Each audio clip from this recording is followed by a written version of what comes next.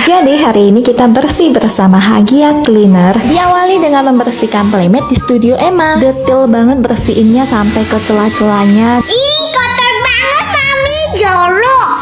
Selanjutnya membersihkan meja dan kursi menggunakan metode wet cleaning. Cuci basah seluruh sisi untuk menghilangkan noda, debu, jamur, kotoran, dan tungau. Pengeringan bisa dibantu dengan kipas angin, suhu AC, maupun dijemur. Setelah disikat lumayan lama, akhirnya coretan Emma pun memudar. Luar biasa. Proses pengerjaannya cepat 1-2 jam saja. Untuk chemical yang digunakan food grade, jadi sudah bersertifikat dan aman. Ini aku vlogging satu rumah dan biayanya masih aman di kantong. Silahkan cek promonya ya guys. Dengan Hagia Cleaners pasti bahagia.